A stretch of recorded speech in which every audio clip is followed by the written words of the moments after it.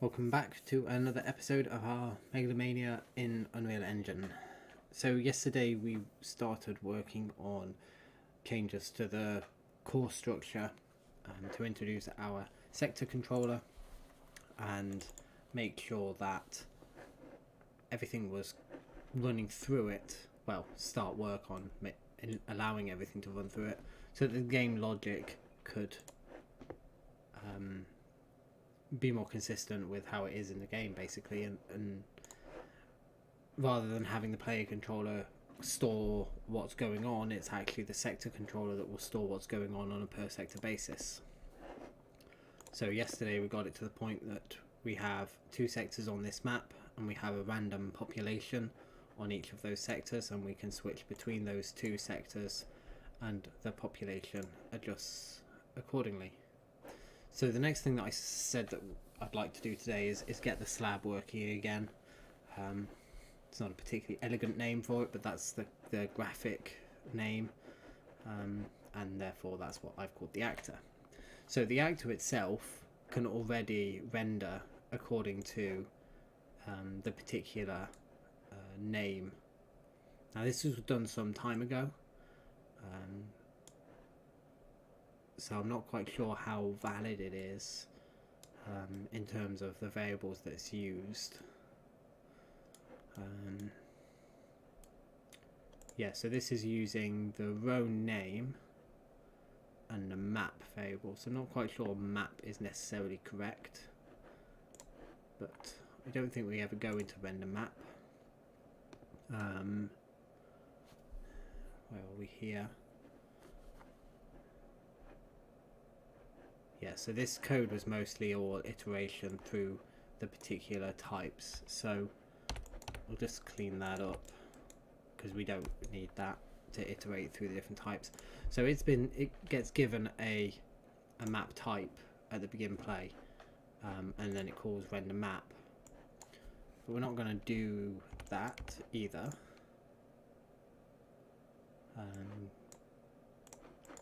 Won't do it on the construction either.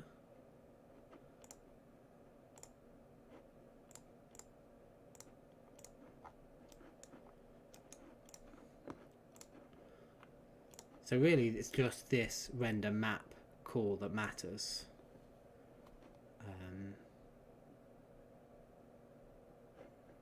Let's see what.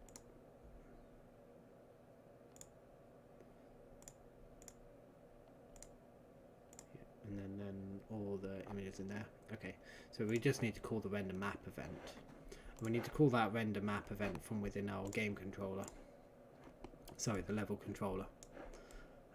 So we have this event here, not particularly well named. We'll call that on sector selected.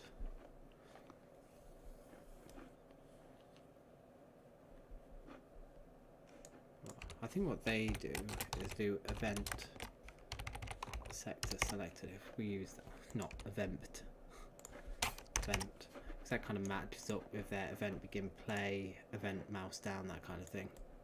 Might be nice. So we should be able to get a reference to our slab straight away, and we have our sector. Now, does our sector say what type of land it is? So our sector controller has a sector structure in it.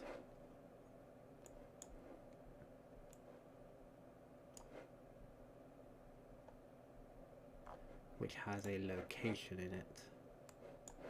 Yeah, so the location. Yeah, so the way that I've kind of pieced this together is that there's no direct connection between a sector stored within the sector data table and the map components, and it's more or less by design, because I think having that connection would have just been a bit tedious since the application of the game in this instance can figure it out. But the bit of code that figures it out is within our map. In our map UI we have identify sector type, and that will give us the name of the component, which is what our slab needs. Now in theory I could change how the slab renders and make it work off some other way. I could give the slab the location and get it to, or the sector, and get it to figure out what's next to it and what's not, but I'm not sure that that really makes a great deal of sense. So we have in our map this function already.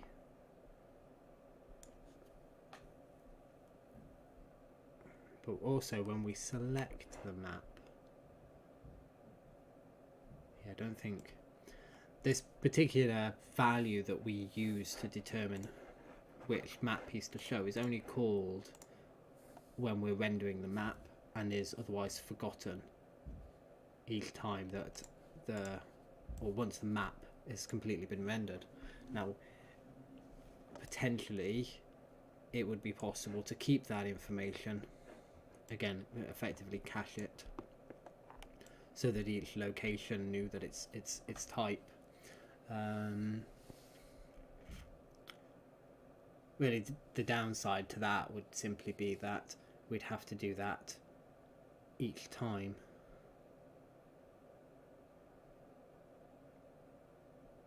Okay, and the next issue with sharing the selected sector, or the identify sector type, is that it's not shared.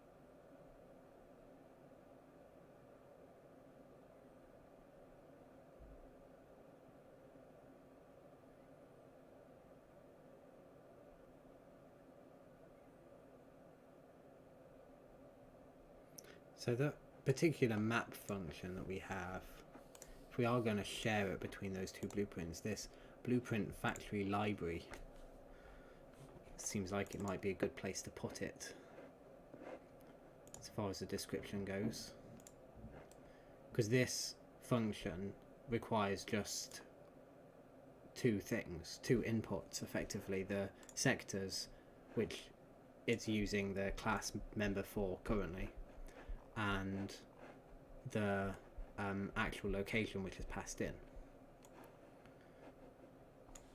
So I'm going to take that and put it in here, and then we'll give this two inputs. One will be the sectors,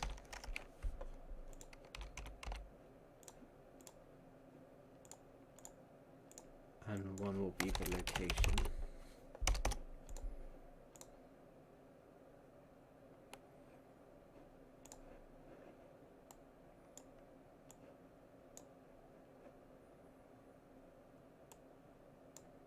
So the location ties up to all of our inputs there.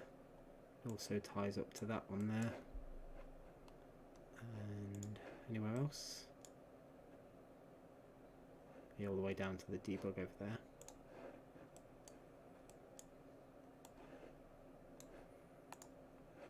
So we need a local variable for our adjacent locations.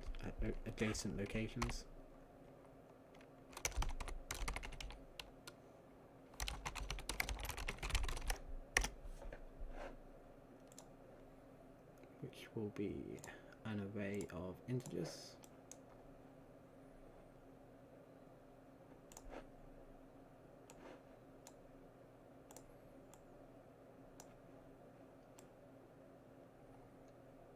So I'm not sure if they're going to be considered the same. No, I didn't think so. Because obviously that's referencing effectively the variable from the other blueprint. So just need to tie all these up again.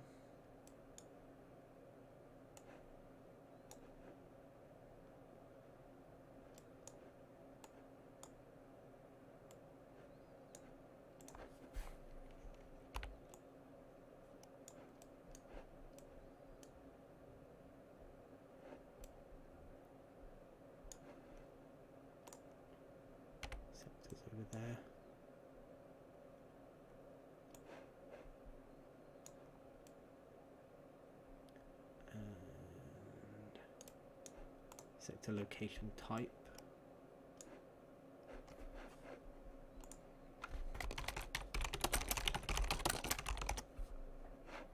Which is simply a single string.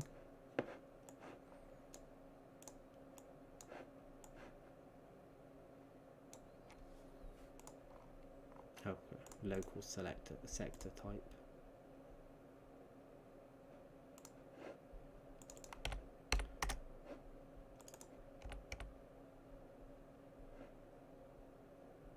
And what was that?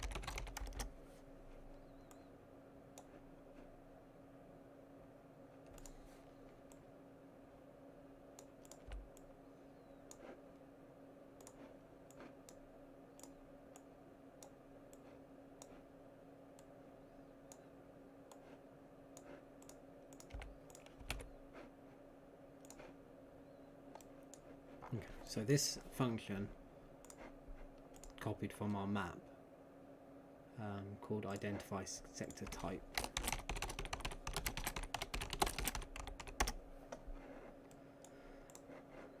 Now the question is, how do we use it from our new function library?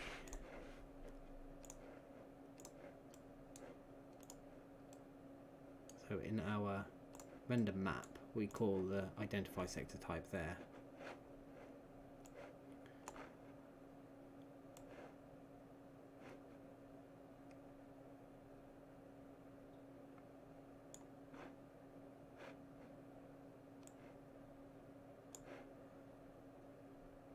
Maybe we have to have it as a variable.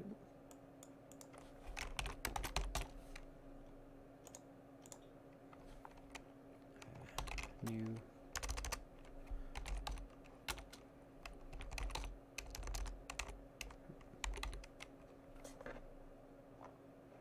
nope, can't define it as a variable.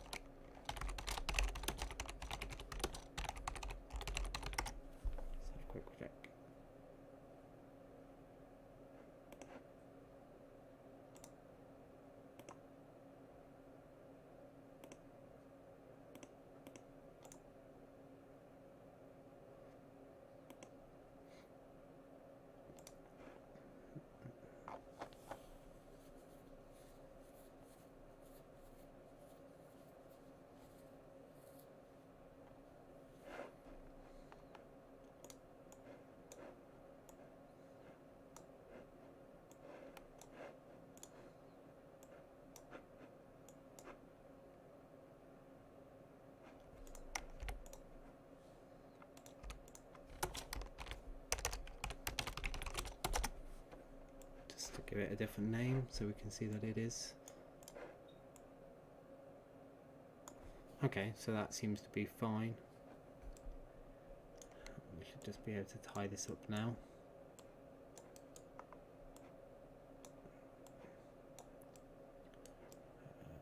Location is over there. Sectors is there. Okay, so if all's good, that. Oh, now what?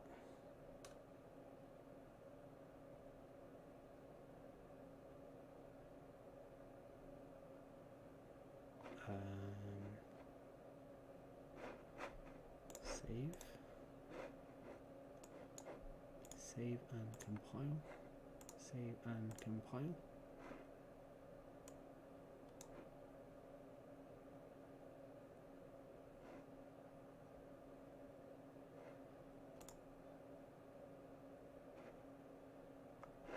Okay, so we can't pass the sectors in as a reference. Don't think that's going to make much of a difference. Save and compile.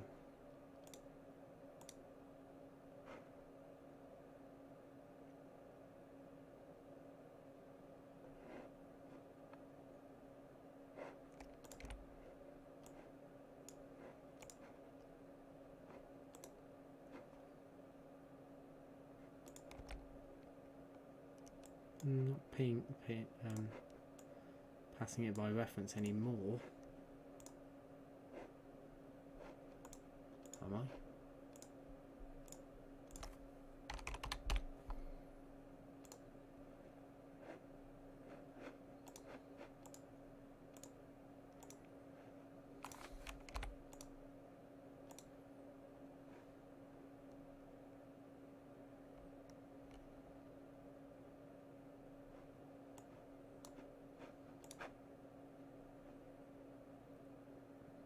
Nope, still says can't pass a read-only version. Doesn't really make any difference if it's read-only or not.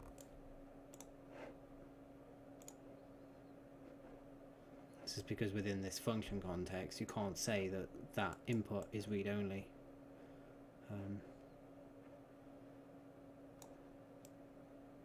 Such things are kind of fairly important, or at least good for kind of documentation of code, is to be able to pass things by reference and pass things by read-only or constness and things like that. But it seems like within, at least within the Blueprint environment, there's limited support for that kind of thing. Okay, so what we've done there is we've sectioned off this identify sector type function from the map. I've obviously left it in the map just in case.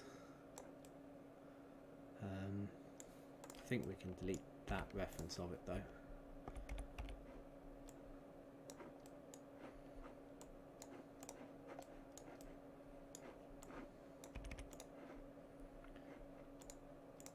So the end result should be the same, yep. And the reason for that was that now we're able to utilize that same function within our slab.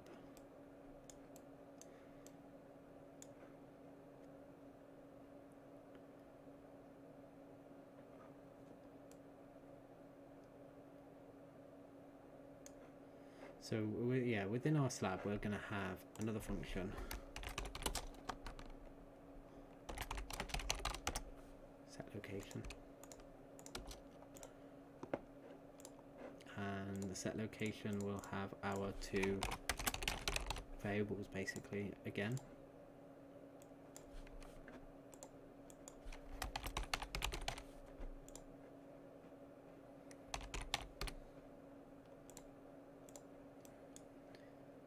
And they will call our function.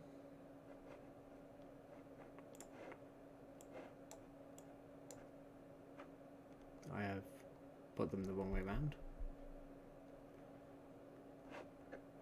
I think actually this one should be the other way around.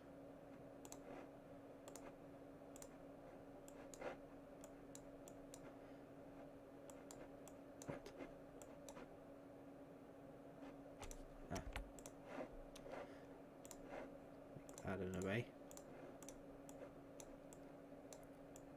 and then we call render map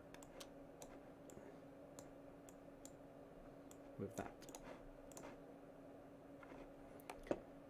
and then we've done our game level.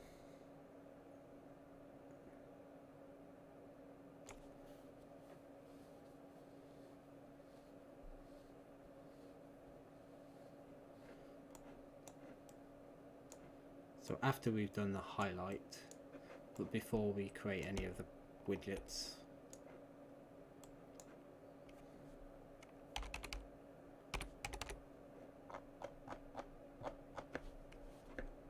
we'll call our function.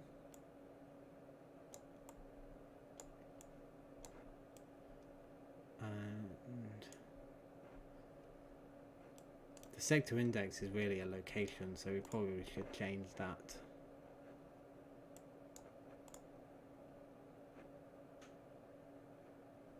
To location, so we're consistent. That's on our map.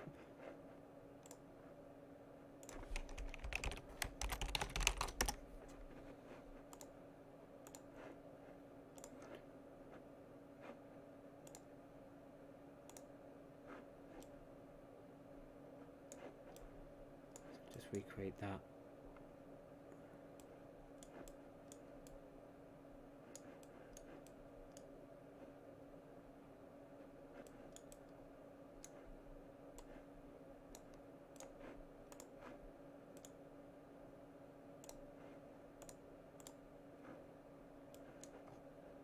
Hasn't changed the event. Where did I come get the event from? Still have to create it again. Oops.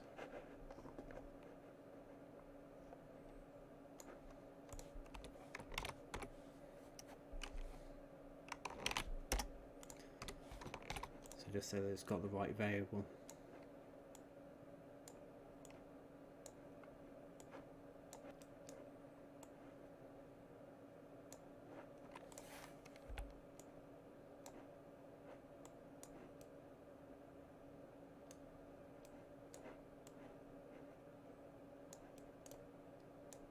Probably a few more places, like the highlight sector could have its value updated as well, just so it's again consistent with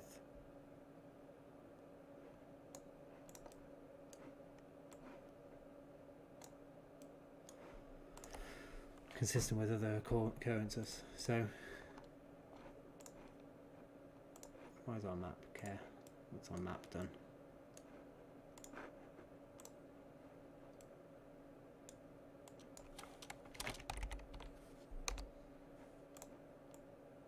Just needs its array index to location set.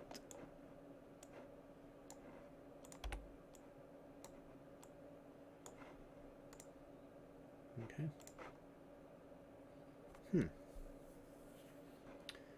Well, that's a weird output. Oh, okay, maybe it's just because it's that's better. There we go. Okay, so that seems to be all we needed to do. Obviously, with the fact that the slab only contains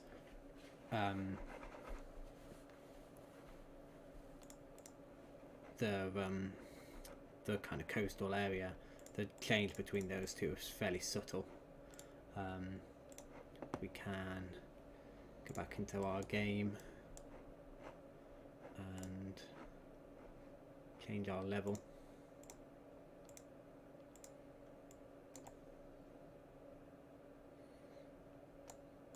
To this one, bazooka.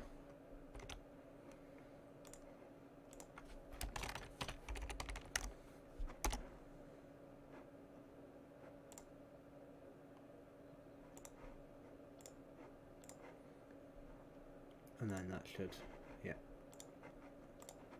all render correctly. Or at least as good as it is or was. So that's fairly straightforward.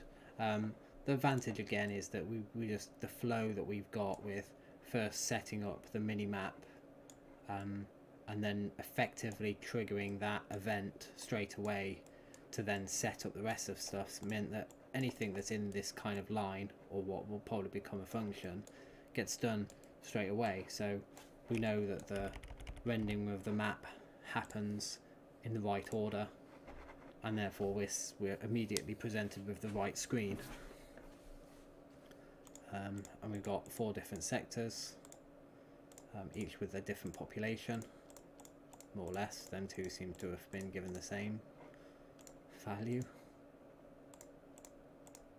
See if that's just a one-off. Yeah, they're all 4 different now. So yeah, that was pretty straightforward. We've created our function library. We're just going to call that function library, because I can't really think of anything else to call it for now. And perhaps we'll add some additional functions in there later on, depending on what else we need to kind of do across multiple areas. And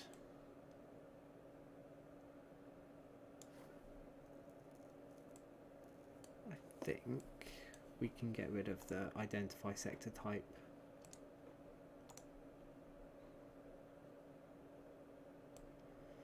And potentially what we could have done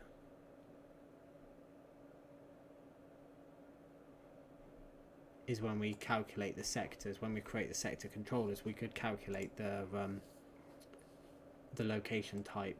Then that might work out better in the future, and effectively just caching it, because the main slab is having to recalculate that each time we change the sector from the given information, which isn't really that heavy either, so it doesn't really make any difference. It's just sometimes nicer to do that kind of thing only once, but I don't think we need that function. And render map didn't have it anyway. Okay, so that's good. So now we've got the basic map working. We know that this information down the bottom is representing the sectors. What we also know is, or what we have access to, perhaps we don't know it completely yet, is the technologies that are available to the particular map. And they effectively are 4 levels above the tech level of the map. Now, one thing that I've done in the islands is add the epoch and a tech level.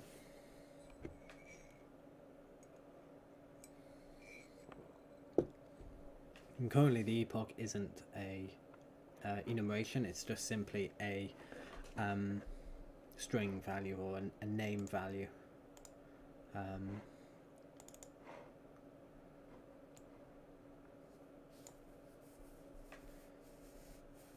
But we probably want the tech levels to be, I guess, just better named or bound together.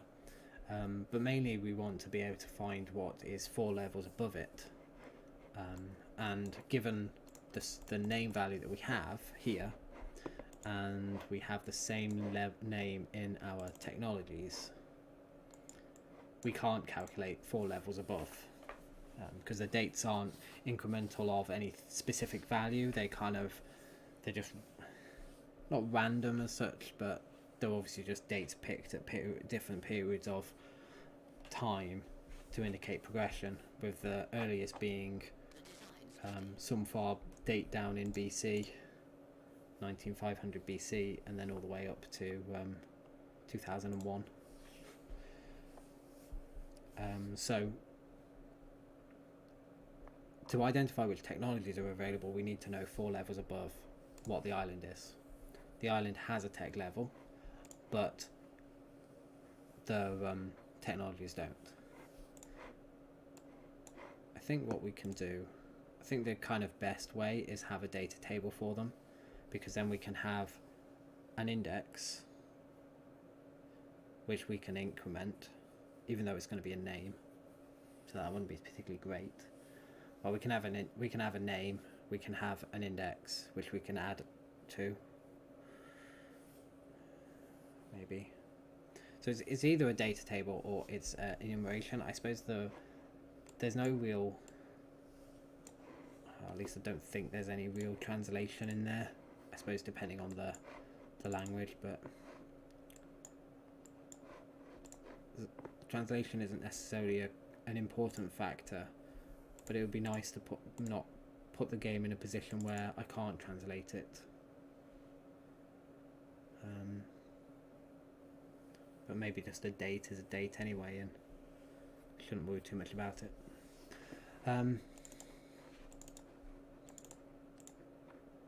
We definitely need to be able to calculate 4 tech levels above what we have.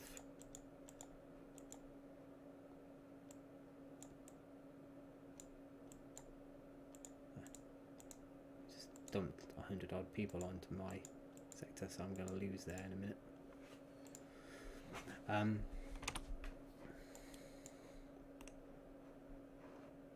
And an enumeration would allow us to do that probably better than a data table. So that's what we'll start with.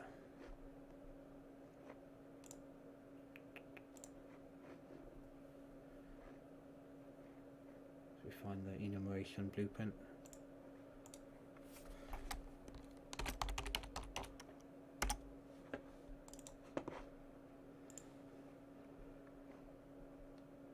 So just copy it out of my spreadsheet.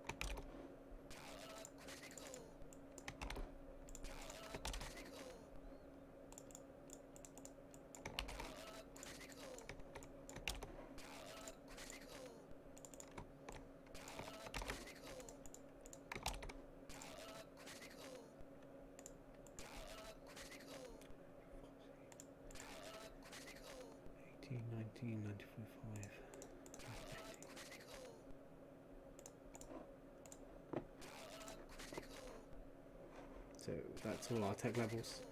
They map up to our technology levels in the islands, but if we change our technology, so at the moment, as I say, this is a string value or name value. If we change our technology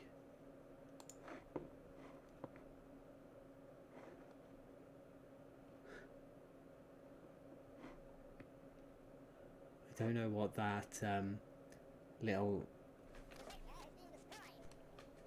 icon is meant to imply, but it looks fairly silly.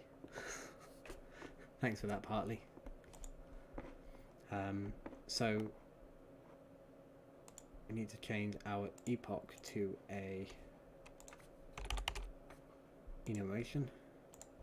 Probably going to blank that column. Did it blank that column? Nope. Kind of. It set all of them to the default value, but hopefully if we re-import our data, it nicely picks all the right epoch values. Thought it might do that. So now all the epoch values for our technology is an actual enumeration, and now we can calculate 2 above, 4 above, 3 above, and 1 including the same one we're on. And our islands, we need to do the same with this one.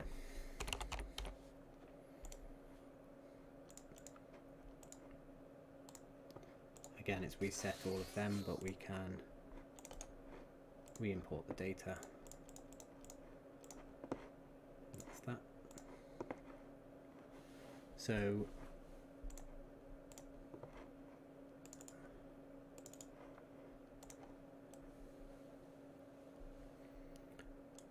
when we render our screen container widget, we pass to it our sector controller, and our sector controller has our sector structure in it for that particular sector, which has our island name, and our island has our epoch level, and so on and so forth. So it's a bit of a trek to go from what we've actually been provided to what we need, but only the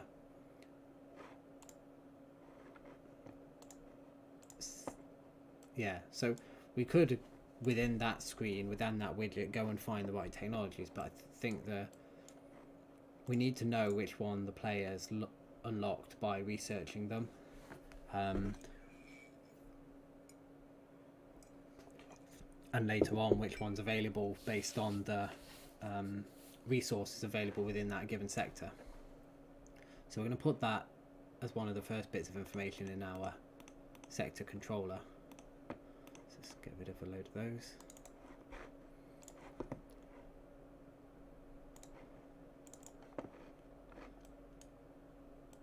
So we've got our construction event, which I actually had to add manually yesterday.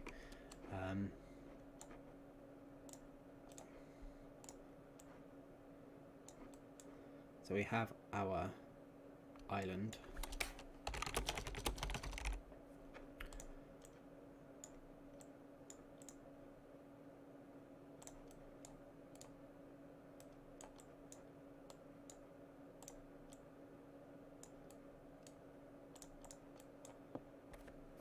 And we have our tech level. How did we... I think we needed the island in this.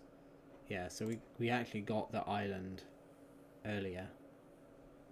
It's a bit of a roundabout way of going. We start off with an island name, we get the island to get the sectors effectively, and then we get pass the island into the, well actually that's the island display name.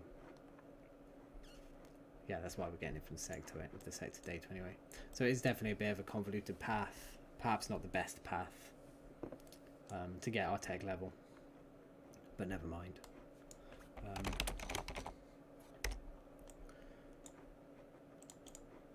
So technologies.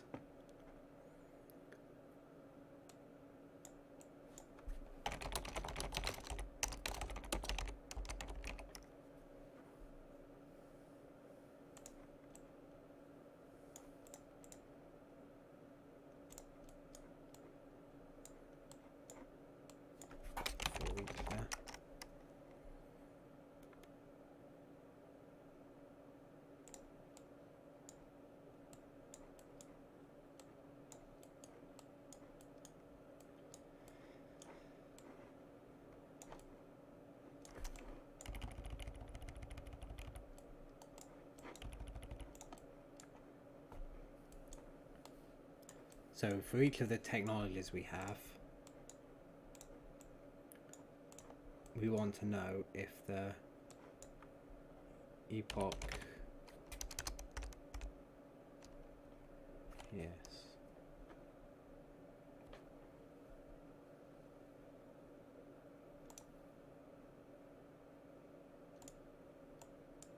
what is that? Literal to enums.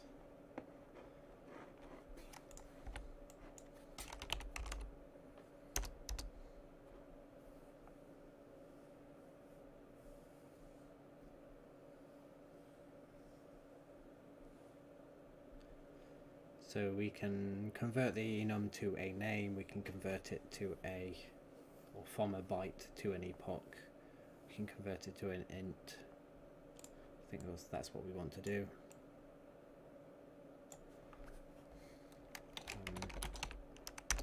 Not add 4. Add 3.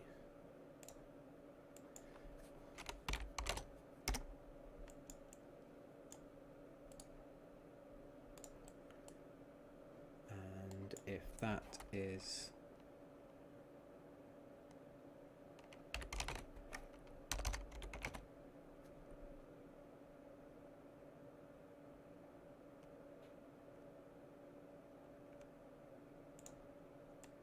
greater than or equal or less than and equal,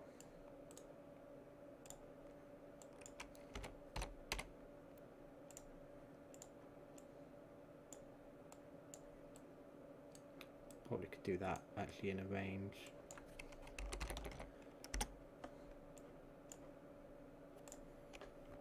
I think that would just be a bit clearer.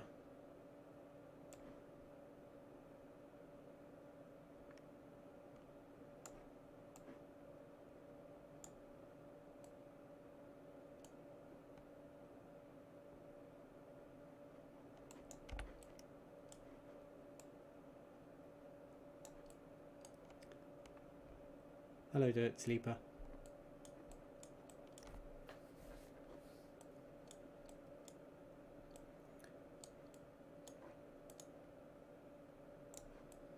So from that we should be able to figure out which technologies we want to keep.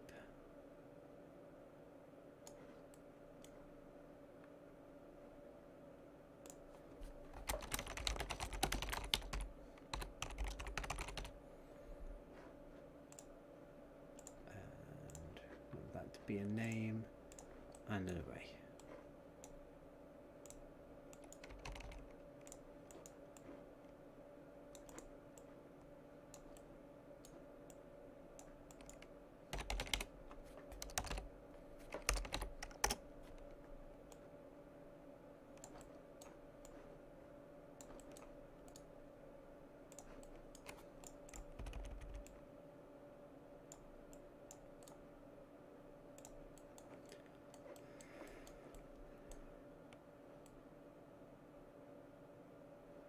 So I think this one is pretty much where we need to be.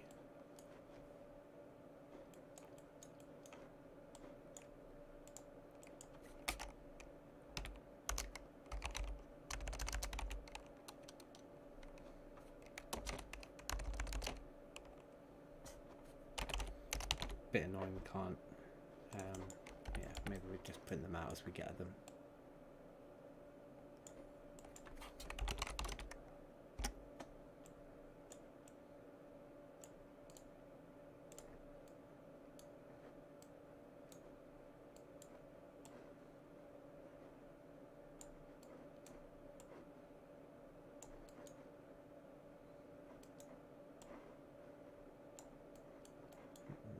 Actually, we'll print out that. Oh no, can't add that, can we? But we can print out that instead. Slightly nicer. Okay, bit too much for the debug window, but we should be able to see it in the log.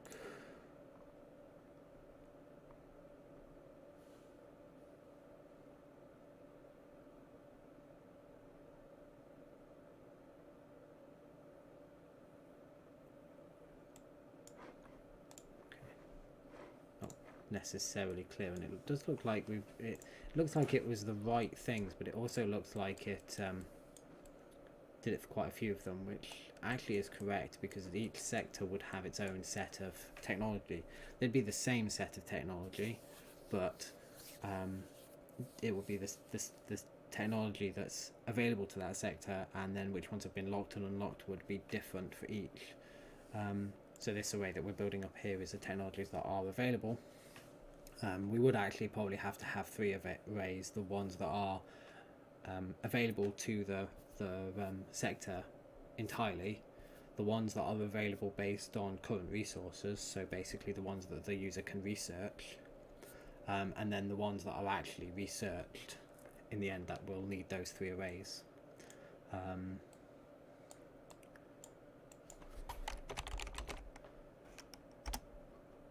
Just clean up this string a little bit so that it makes a little bit more sense.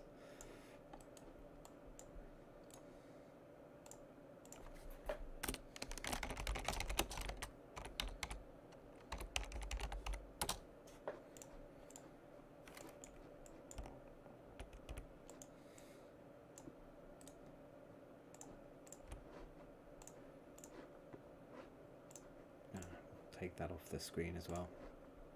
It's not good there. So now we should see, yeah, so we get boiling oil, bow and arrow, longbow and pike, which were weapons and defense. We've got the 4 shields, a couple more weapons and defense stuff, and then basically the same again 4 times. It would probably be better to kind of do that once, pass that into the sector controllers again. So we might need within the game blueprint, rather than kind of creating the sectors just here kind of on their own, maybe a function where we can provide the right information to that sector and set things up more correctly. But for now, that's going to be fine, because we want to actually utilize this data that we've been given. So within our screen widget that we've got there, our screen container,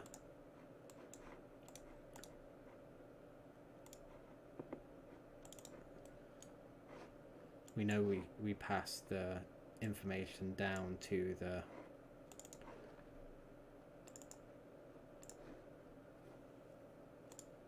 root screen widget. Put some little notes here as well, didn't I? Yeah, so yesterday we fixed, the final thing that we did was fix an issue where the population for a sector was a bit flickery. It started off blank and then it was populated with a number. To fix that, we had to create the widget with the sector controller immediately. That meant it had the information to render correctly the first frame rather than render incorrectly and then be updated. And really, we want to render them all the same way, really. Makes it a little bit more difficult to see them within this context if I do that. But it's kind of a better... Yeah, I say it's better, but I'm not sure that it makes a great deal of difference.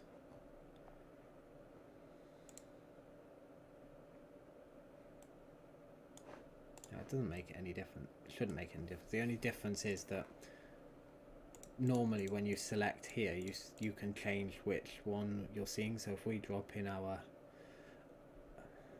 research screen into our switcher even,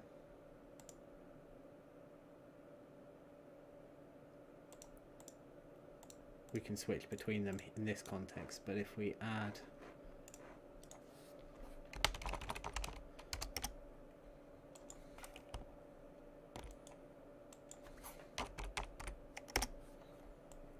the widget dynamically here, we won't be able to.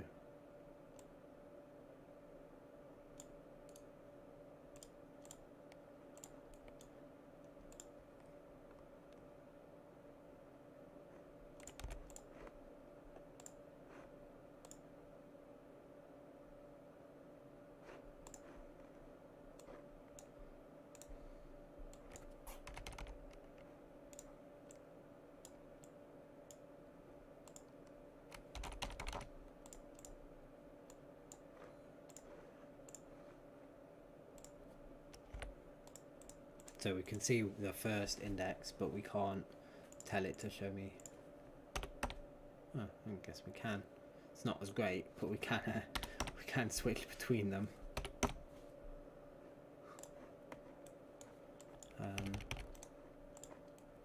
Yeah, I'm not sure about that. The only one that really needs it immediately is going to be the root, and there's probably other ways to fix that than what we did yesterday.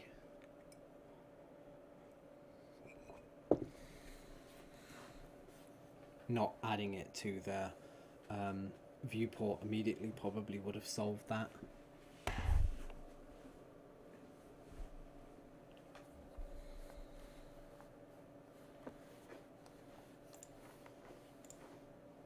Although I thought that we did that.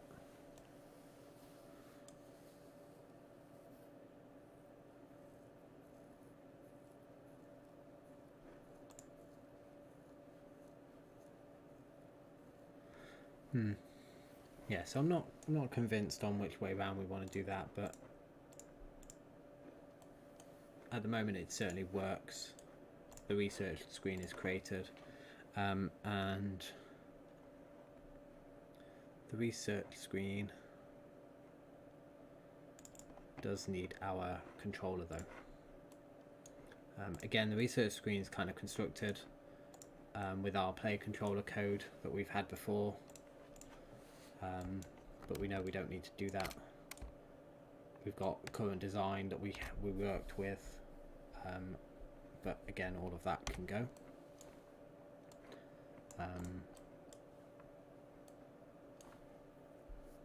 So the render available technologies, that's basically getting all of the technologies that are available in the data table, and effectively we've now defined what technologies a sector has. But I think,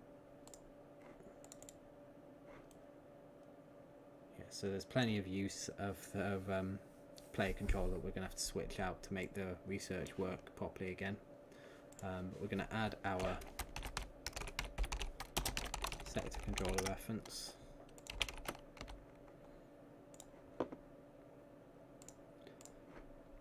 Make it exposed on construction.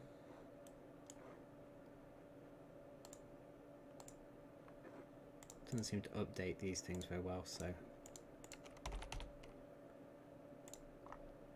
do we get it? That gives us the sector controller within the research screen, and now we need to get the sector controller, get our available technologies, and pass them in here.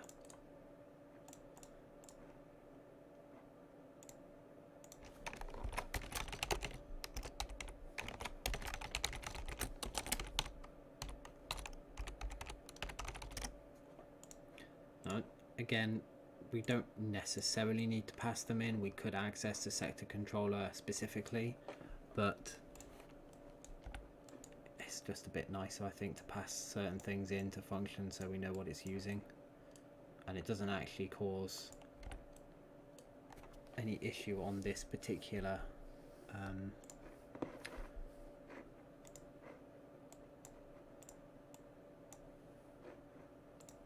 function or blueprint. So that should now, if we go into the research, which we can't quite yet. So one thing that we haven't done quite yet was enable the screen switching as per our note here. Now we still have the code that we used for the panel, I think, or did I delete the panel eagerly and prematurely?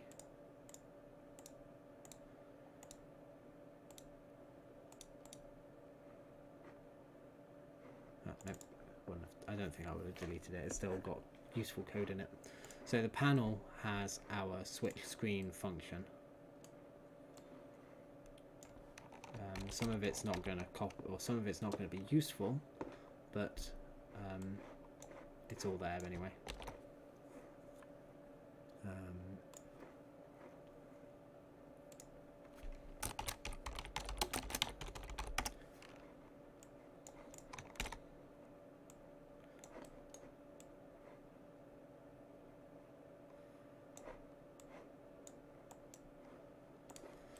So its input was a menu type.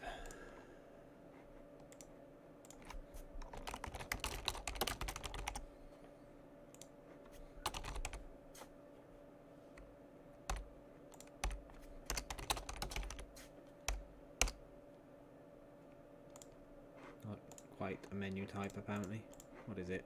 A screen type.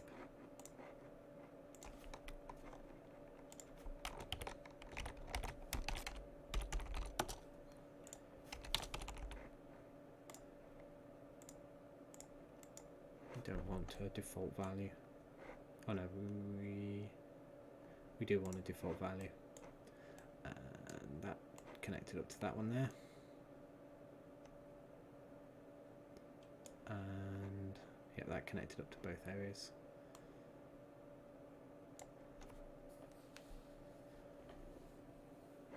Yes, so one thing that we don't have by dynamically creating them is a reference to them, the screens.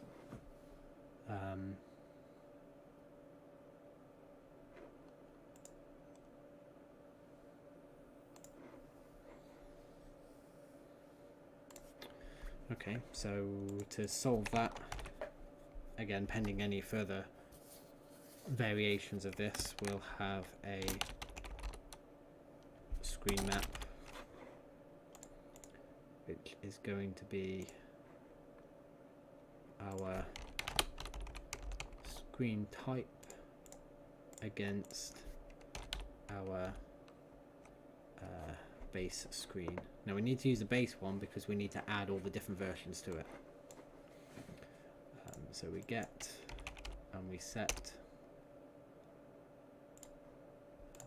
nope, add.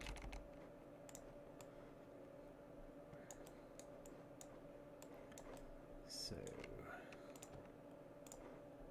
all of that, push that over.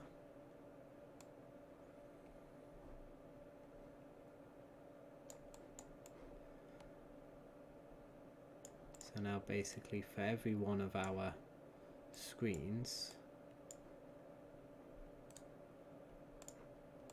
we need to add it to that map. So in this case it's the root screen, and then it's our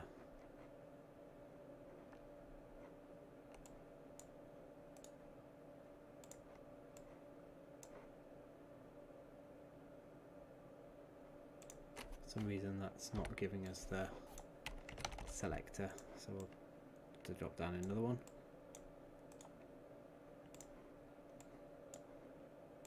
This one is our research.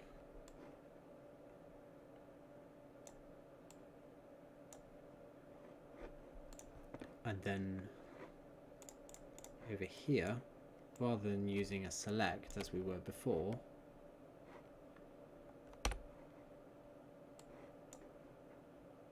we can get that, and the screen switcher needs to be over here.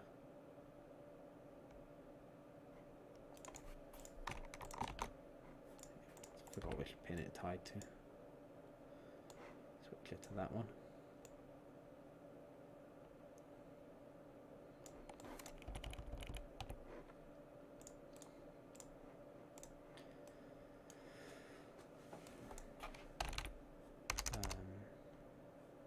Utilities map.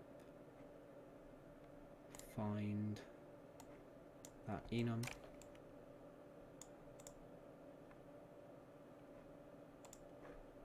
Remember what that did.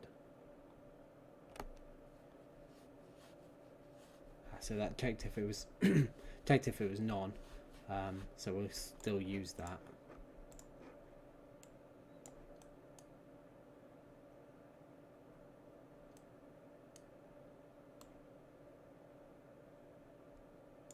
I suppose actually no, we don't. We just need to use that boolean instead.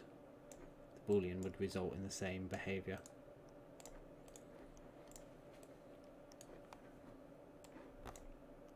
So there's a little bit more maintenance in terms of we have to build up this array for defining them dynamically. Sorry, this map. Target. Yep. So forgot to tie up the widget and the widget there.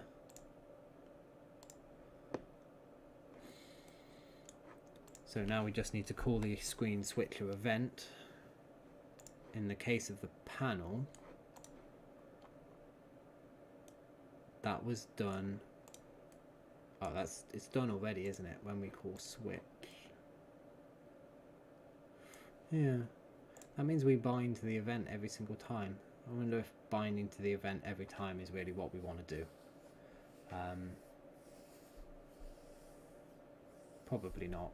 It didn't seem to cause any problem before, but I would assume that binding to the event over and over again would actually cause it to trigger multiple times when it triggered. But it didn't before. So in the case of the original panel, it just called switch screen and then which we wanted to switch to. So our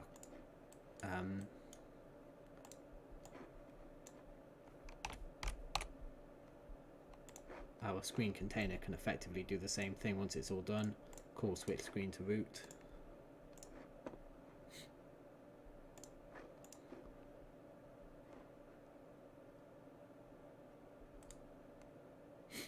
That's not really much point fixing that, but I don't like starting with errors.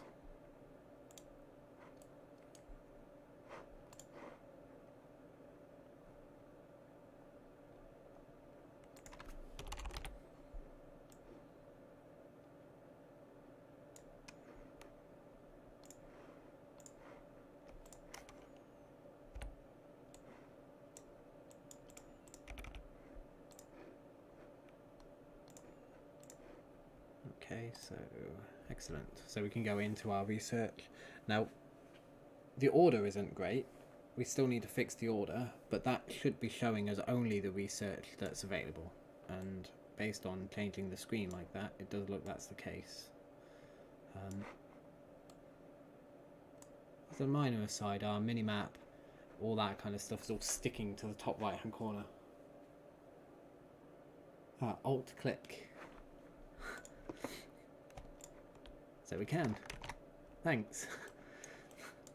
Doing that context menu was tedious sometimes, for sure.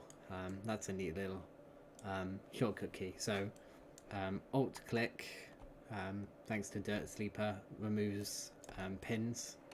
So just alt and click on them. Does exactly what he says. Works great, thank you.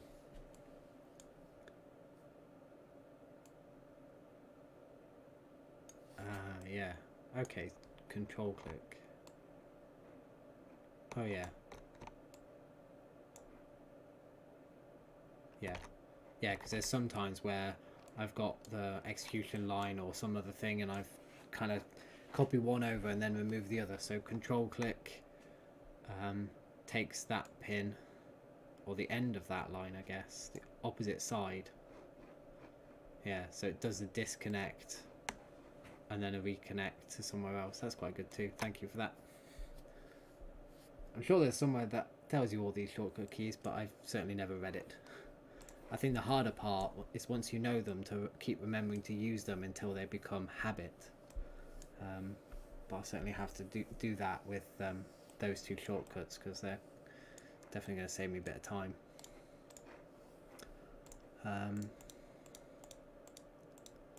Yeah, so aside from some alignment issues, the errors are all expected. Aside from the alignment issues, we've actually got that quite good.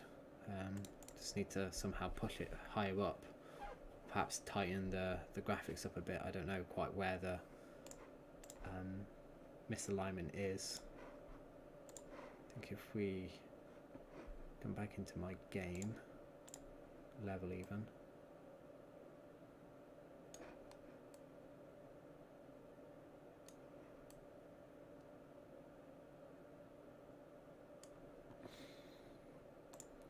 the panel.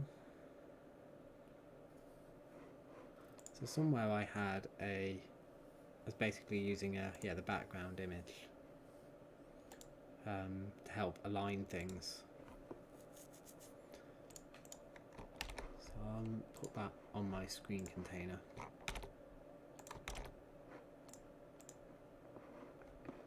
And we need to say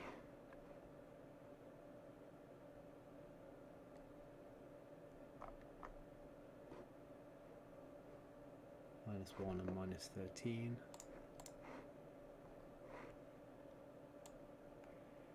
Yeah, I can't do it on the container. It needs to be on the layout.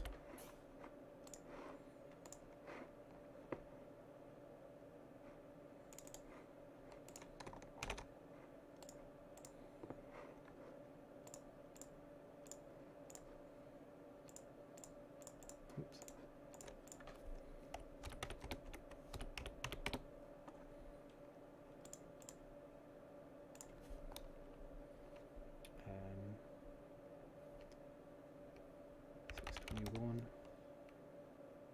Oh no, 321 and 213.5.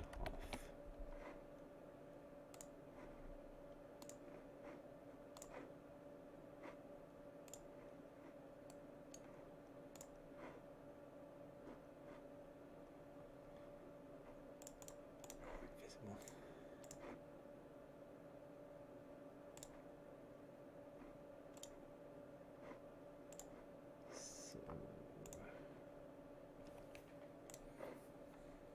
The research one. That did not work.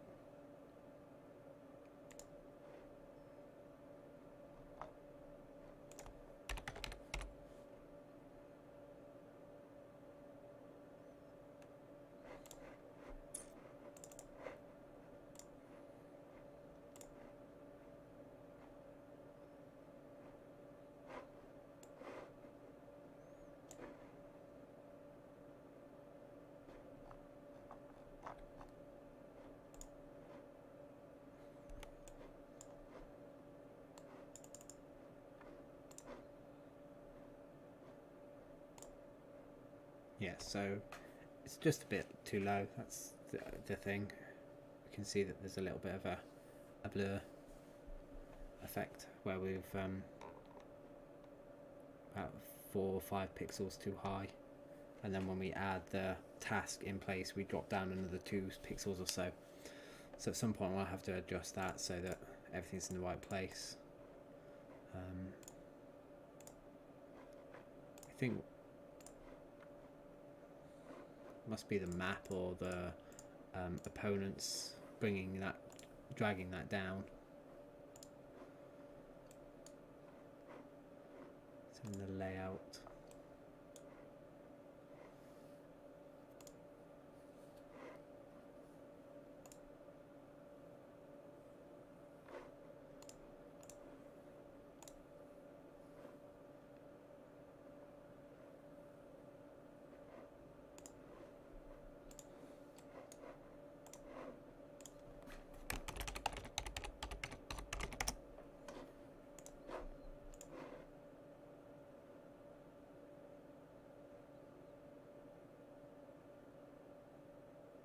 Okay, yeah, that's fine.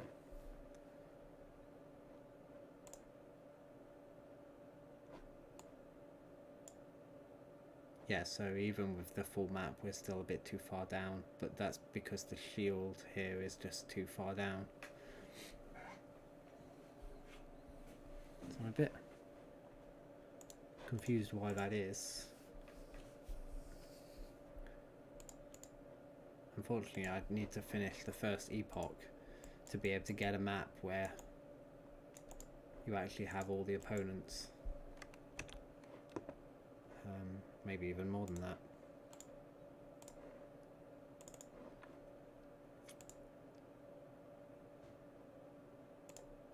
Yeah, to get to the 1, 2, 3, 4th level. Well, 4th epoch. So I've got a lot of maps to do before I'd get all 4 opponents, see where those shields lie. I'm guessing it's because the final shield actually kind of digs in, just overlaps a little bit,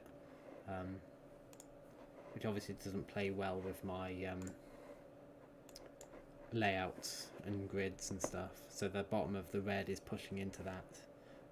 I know I can fix that, and perhaps it's up to the opponents, or whatever I've called the UI part of that now, the player list.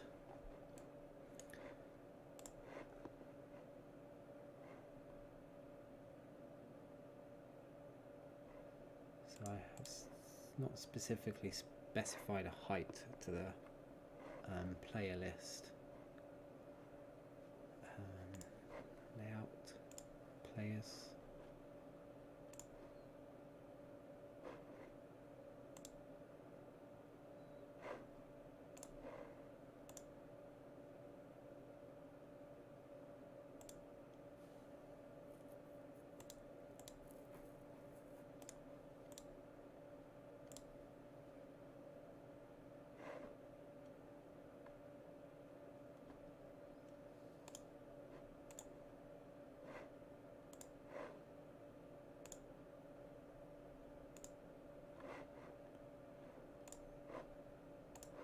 Really just more like that one should be.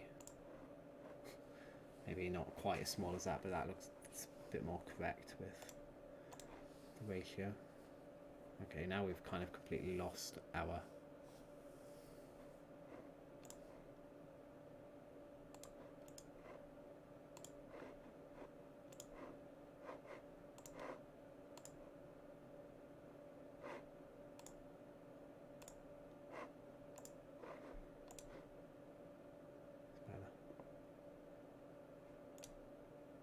yeah, so now it's almost 2 pixels too high, but the overlap works better now, except for the fact that our BC is full sized. I don't know what it does with the name of the last map. Again, I'd have to get to the last map to figure out what that does.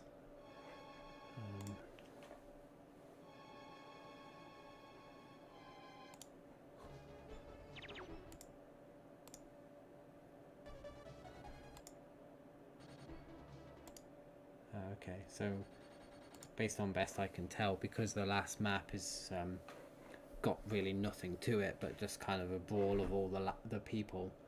It doesn't actually say half the stuff that all the other maps do. There's no epoch. There's obviously no real menu system. Well, except for just the ability to move people around. So there's definitely a difference there. But we'll have to deal with that when we get there. That works better in terms of our texts now don't overlap. Funnily enough, it actually shows the technologies available to the final map. So we can pick a map more in the middle of our game.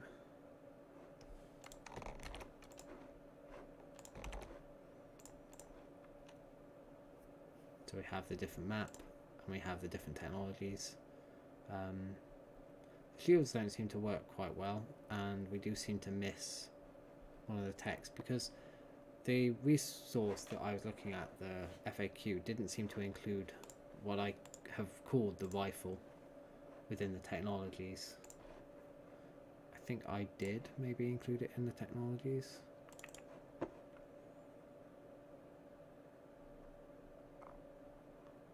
No, it's not there at all. So there's a defense weapon missing.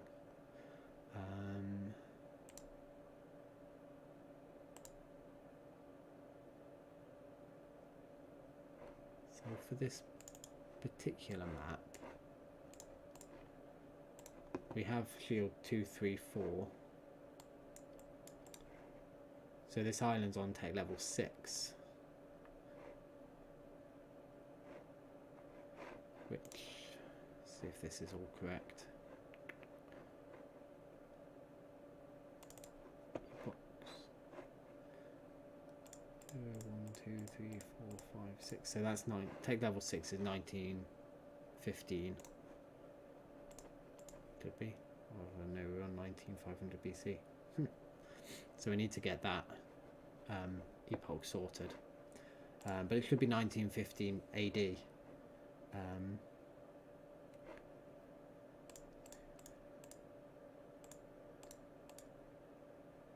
So that should bring us up to all of the technologies really, including the saucer and the... Yeah, so it doesn't include the final saucer, which may or may not be correct.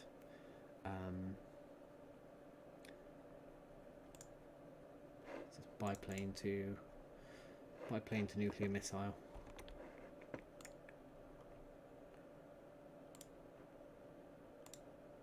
There's obviously something wrong with the shields, because we should at least have 4 shields.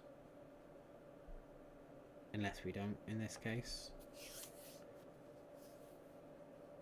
Because we only have 8 shields, 4 Tech 1 varieties effectively, or simple ones, and then 4 manufactured ones. Maybe there's a edge case there again. I'd have to look through the game.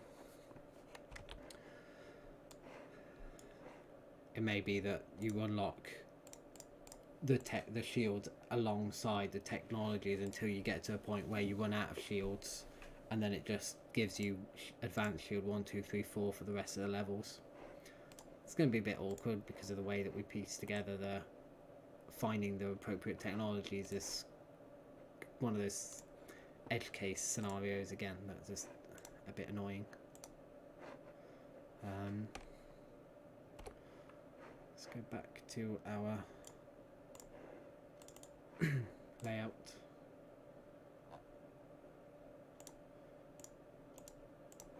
Hide the background.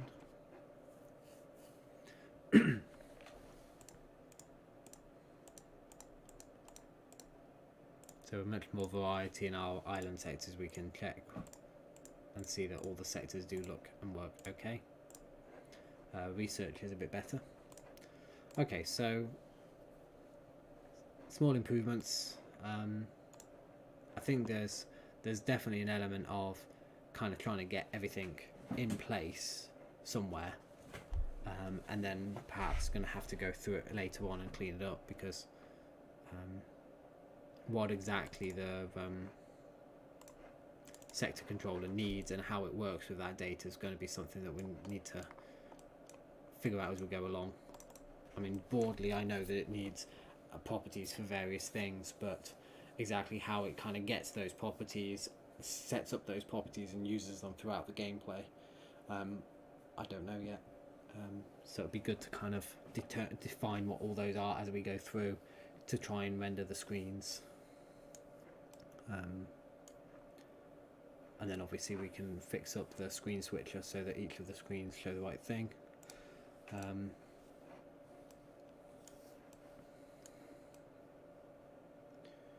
I think for now that's enough for this evening.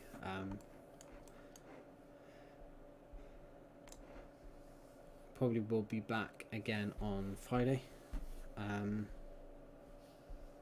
with some more, or continuing on kind of just tying things together. Probably get the rest of the screens back in, but may get the resources working. I think that would actually be a good task for Friday. So yeah, thanks for watching. Thanks for the help for those that gave it. Hope that those that watch come back, see how we progress, and that's all for now. So good night. Thank you very much.